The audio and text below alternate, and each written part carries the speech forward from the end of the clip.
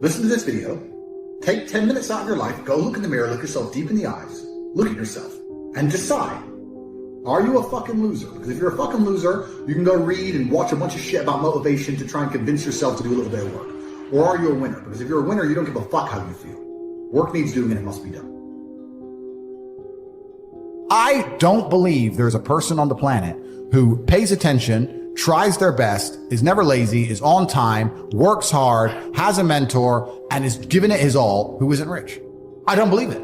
I think that if you do all those things, you're rich. And if you don't have any money, you're missing one of those key elements. Now, you can fool yourself and you can fool everyone else and you can pretend you're doing them. But if you're truly honest with yourself, am I finding people who are trying to teach me what I want to know? And am I trying my best? And the answer is fucking no every time. Feeling depressed is real. Yeah. Depression as a disease, I do not subscribe to. The idea, I believe, that if you feel depressed, something is depressing you, and you should try your best to fix it. You should take control of your life and do your best to fix it. The idea, but they don't say that. They don't talk that. They say depression like it's this magic thing that comes out the sky and it gets in your brain, and you're sad no matter what, and there's nothing you can do about it, and you need to only take pills. And I think that's a very bad way to look at the world, and that's a bad idea to subscribe to. And if you start to feel depressed, let's say your girl leaves you and you start to feel depressed, but you believe in the idea of depression, you're now going to start diagnosing yourself as clinically depressed, self-hypnosing yourself into hypnotizing yourself into being clinically depressed. And it's amazing how you can speak things into existence.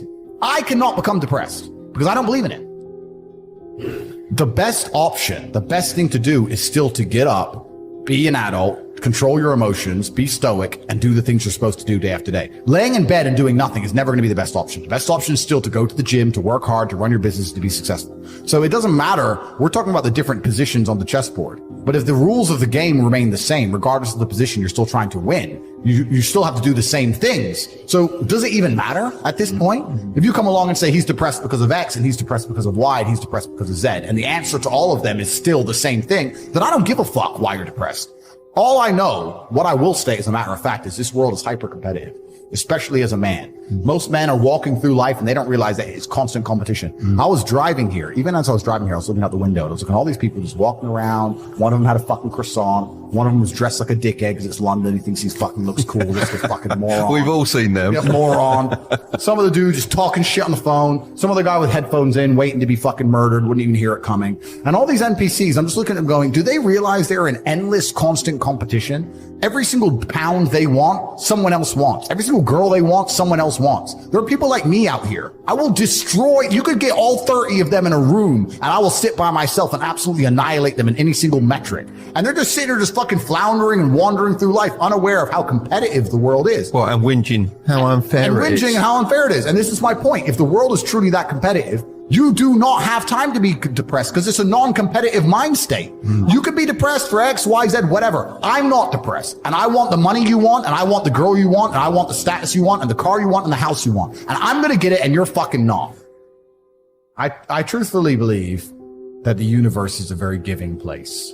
And I don't want to sound, airy-fairy, but I truthfully believe that the universe is a giving place, and that if you actually really want something, you can have it. How much you want is how much you're prepared to sacrifice. So if you want $500,000 a year, you can definitely make that. And that level of stress you'll absorb for that money and the amount of headache you'll go through, if that's the amount you're prepared to accept for a happy life, you'll have it. Do you think anyone can do that though? I think that you have to pre-decide, right? So even my level of wealth comes with enormous stress. Governments are after me. Like most people are not mentally prepared for the bullshit I go through. So the number one factor that's going to decide how successful you are as a person is your ability to absorb stress, your stress level. The better you are at dealing with stress, the more problems you can fix, the more money you're going to make. So you have to decide where on that scale, because you could just be homeless and have no stress. Right? You could be a brokey and be on the dole and just, I'm broke, but nothing really troubles me. So you have to decide on that level where you want, how much stress you can possibly absorb as a man. And then if you truly want that level, you're going to get it. I believe any man can make anything they want depending.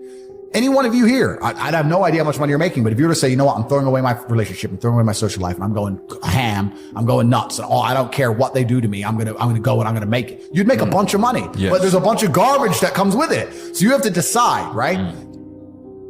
I sit here as a billionaire, and I sit and say, I will teach you how to make money online, anybody, 18 modern wealth creation methods, it's $49 a month, and I will teach you. And people will sit there in their brutal arrogance, and as a brokey, with no money, and go, Yeah, but can he really teach me? I have everything you've ever fucking dreamed of. I have all the money. You have nothing. And you're so arrogant that you believe you know more than me, or that you can do it without me, or that I don't know how to teach you. The arrogance of people is truly mind-bending. If you know so much, why are you broke? You obviously don't know. If I want to learn how to box, I wouldn't walk into a boxing gym, find a guy who can box and go, yeah, you know, not bad, but can he really punch? Like, this is how people think when it comes to money.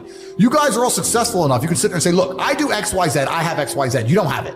So do you want to learn how to play piano from the piano teacher, or do you want to sit there as an arrogant brokey? Most people are brutally arrogant, and you can sit there and you can try and help them, and they're just so arrogant. They think, oh, I can do it myself, or I'll work it out myself. I don't need help. And it's arrogance, and it keeps them at the bottom.